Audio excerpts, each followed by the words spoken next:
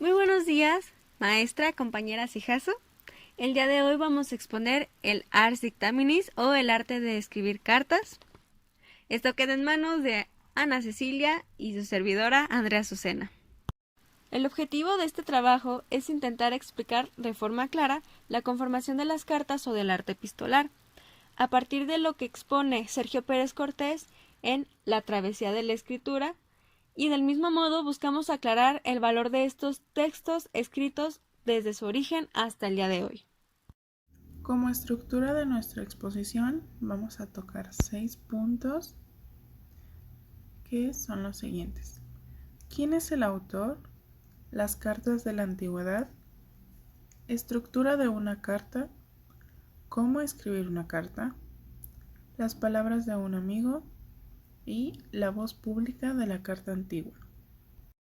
Así vamos a ver el primer punto. ¿Quién es el autor?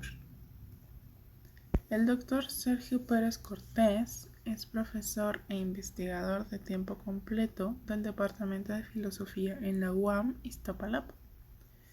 Sus líneas de investigación son oralidad, escritura y literatura, filosofía política y moral, la genealogía de los hábitos intelectuales, filosofía helenística y el pensamiento de Hegel, Marx y Foucault. También cuenta con diversas publicaciones desde 1922. Las cartas de la antigüedad. Cuando pensamos en la carta, no solemos tomar en cuenta el cambio que representa en su tiempo, porque para nosotros es poco práctica a comparación de todas las formas de comunicación de hoy en día. Sin embargo, el autor nos dice: en Occidente, durante mucho tiempo, únicamente dispusieron de la voz de un tercero para enviar sus mensajes. Pero hubo un momento en que la invención de la escritura y sus soportes materiales permitieron crear un pequeño milagro: la carta. El doctor Cortés también dice que además del diálogo entre dos, la misiva antigua tenía obligaciones aún mayores. Nacida en un mundo que desconocía, ella debía reemplazar una ausencia y a la vez transmitir acontecimientos, tareas que hasta ese momento habían sido responsabilidad exclusiva de la palabra hablada. He aquí porque en cierto modo se puede entender la carta como algo revolucionario gracias a su función. ¿Cómo actuaban la voz y la escritura en ese diálogo de uno a uno o de uno a muchos? Durante mucho tiempo la palabra escrita no recibía la confianza colectiva y tampoco lograba sustituir a la voz viva. De hecho, se prefería arreglar los asuntos de forma verbal y en lo personal, o a través de un mensajero de confianza. Se consideraba insegura la carta porque podía ser interceptada y revelar el contenido. Además, podía provocar grandes errores por su ambigüedad y simplemente por el tiempo que tardaba en ser entregada. El tercer punto habla acerca de la estructura de una carta. La correspondencia personal obedecía a una rígida estructura en parte debido a la necesidad de quien tenía ante los ojos el escrito reconociera que fuera de una carta. Tal estructura interna se hace manifiesta en el uso de una serie de fórmulas en el inicio, el cuerpo de la carta y la conclusión, las cuales son el prescriptio, proemium, contenido y suscriptio. Por su parte, la prescriptio estaba compuesta por el nombre del remitente, el nombre del destinatario y un saludo en este orden siempre. Si la misiva era afectuosa, entonces en la época de los romanos o en la era cristiana se buscaba cambiar la fórmula. Por ejemplo, como dice Julius Victor, los inicios y la conclusión van a reflejar siempre el grado de amistad existente entre los corresponsales. Pero por otra parte, Pseudolibanio dice que hay que intentar reducir estas fórmulas y volver a la severidad de los tiempos antiguos. Proemium. Formando aún parte de la salutación y presentación aparece una acción de gracias que servía al autor para expresar el deseo que el destinatario estuviera a salvo. Podía ser enriquecido con una fórmula semejante a la plegaria, la cual pronto adquirió una relevancia independiente, la llamada prosínema. Podía contener adicionalmente una expresión de alegría por la recepción de la carta que estaba siendo respondida. En el contenido se expresaba la causa que había motivado el mensaje. Se buscaba distribuir los tipos de cartas según su objetivo. Por ejemplo, Pseudo-Demetrio consideraba 21 especies, entre ellas la carta amistosa, la recomendatoria, la reprobatoria, la vituperatoria, la laudatoria, la amenazatoria, la congratulatoria y de agradecimiento.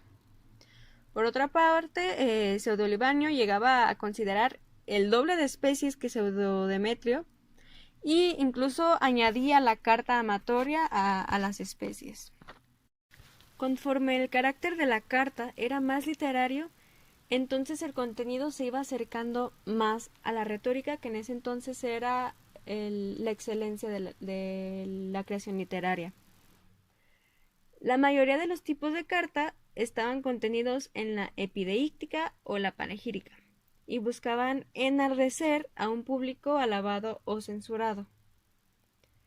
Predominaban, claro, estas cartas por el uso de las ideas de honor y de vergüenza, y estas ideas eran muy importantes en el mundo antiguo.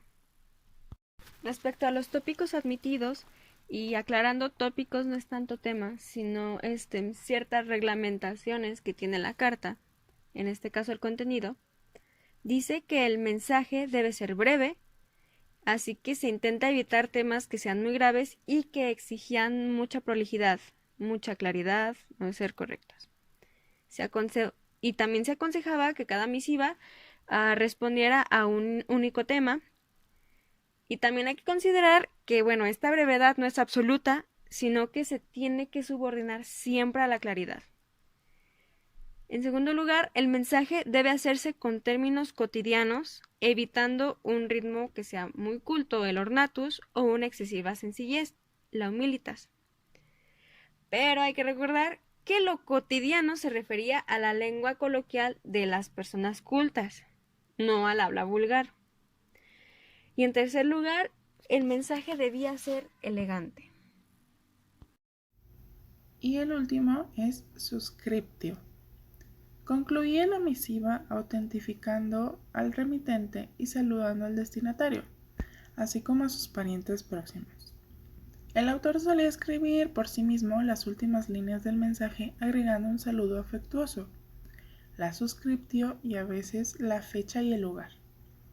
Se daba aviso de haber tomado la pluma justificando el cambio de la escritura. También incitaba a la continuación del diálogo reiterando la expresión de amistad. Una vez terminada la carta, se doblaba repetidas veces hasta formar una larga tira que se volvía a doblar en el otro sentido. Se ataba con una cuerda o cinta de papiro y el nudo se sellaba con cera caliente sobre la que se imprimía el sello personal que se encontraba en un anillo, annulus signatorium, lo que equivalía a la firma. ¿Cómo se escribe una carta? La mayor parte de la correspondencia durante la antigüedad y hasta la alta Edad Media fue dictada. El proceso de escritura podía durar desde unos días hasta semanas. Esto tiene que ver con la extensión de la carta, el tiempo disponible, la urgencia y el hecho de que el dictado era palabra por palabra. Por otra parte, el apóstol San Pablo actuaba lo mismo, es decir, hacía lo mismo que otros autores antiguos. Antes de dictar, tenía en la mente un esquema general de lo que iba a decir. Sin embargo, esta estructura no era fija y conforme se hacía el dictado, podría variar. En resumen, todas las clases sociales, desde las más iletradas hasta las más cultivadas, recurrían al dictado de su correspondencia. De acuerdo con la habilidad del secretario, las palabras del autor eran registradas sílaba a sílaba, silabatim, o a la velocidad normal del habla, verbatim. Las palabras de un amigo. La carta de amistad. La carta de amistad era la que más se asemejaba a la forma del diálogo, y por eso se le considera la más auténtica. Incluso se promovía su escritura. Las fórmulas afectuosas que se usaban para la apertura y para la despedida solían demostrar el grado y el tipo de amistad entre los corresponsales. y ellos se esforzaban en expresar el deseo de mantener el diálogo. Los tópicos que se trataban en estas cartas era la indicación de los lapsos que separaban la recepción y la entrega de una carta, el reproche por la negligencia o por no contestar, la futura reunión de los amigos después de un largo tiempo de no haberse visto, y las salamerías o las pruebas de amistad. A veces, en lugar de saludos, se escribían exhortaciones como prospera, vive bien o pórtate bien. Se podían añadir ciertos consejos para conservar el tono amistoso, tenía un lugar preponderante en las relaciones sociales, podían contener cuestiones económicas o demandas de reciprocidad, porque la idea antigua de amistad incluía el intercambio equitativo de servicios y bienes materiales. Ofrecían modelos vivos de conducta al aspirar a la calidez de un consejo verbal, y se originan dos grupos de carta amistosa: la protréptica, que invitaba al amigo a cambiar un modo de vida erróneo, y la parenética, que invitaba al amigo a mantener su modo de vida. Séneca considera cartas de consuelo, disuasión, censura, alabanza y amonestación. Según la medida de la censura en las cartas, podía pasar de las más suaves, la amonestación, hasta las cartas de reprensión y reproche, que recurrían a la vergüenza y se consideraban terapéuticas. Estos géneros solían reservarse a los espíritus más cultivados, como los filósofos. La carta se convierte en el sustituto de la palabra del filósofo que se hubiera dirigido a su discípulo, encontrándose entre dos oralidades, la de la enseñanza y una voz lectora. La voz pública de la carta antigua. De hecho, en la antigüedad, la carta no se asociaba a la privacidad o a la confidencialidad. Esto hasta que aparecieron otros medios escritos como los periódicos o el libro impreso que ocuparon el espacio público. De hecho, la carta podía copiarse, leerse en voz alta o pasarse de mano en mano cuando tenía noticias de interés general. Por otra parte, entre los griegos no se le consideraba muy seguro, se le creía un mensaje potencialmente deformado y falso, por lo que nunca se atrevieron a reemplazar la palabra hablada por él. Sin embargo, entre los latinos, especialmente entre los más cultivados, había muchos aficionados a escribirlas.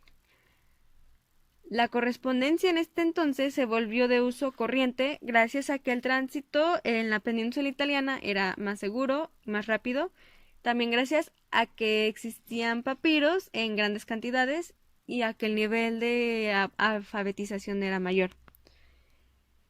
Así pues, el modesto género epistolar alcanzó en Roma el aspecto estetizante y personal de la literatura. También, en el mundo cristiano tuvo una presencia notable.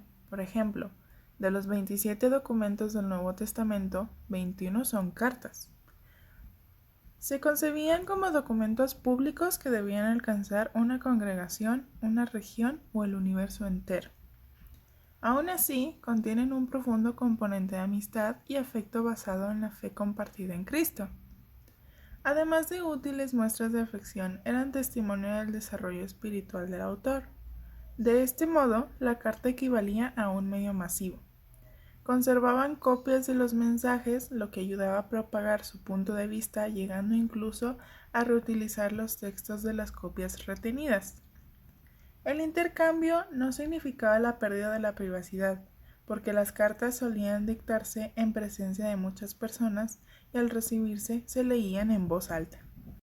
Y ahora pasamos a las conclusiones.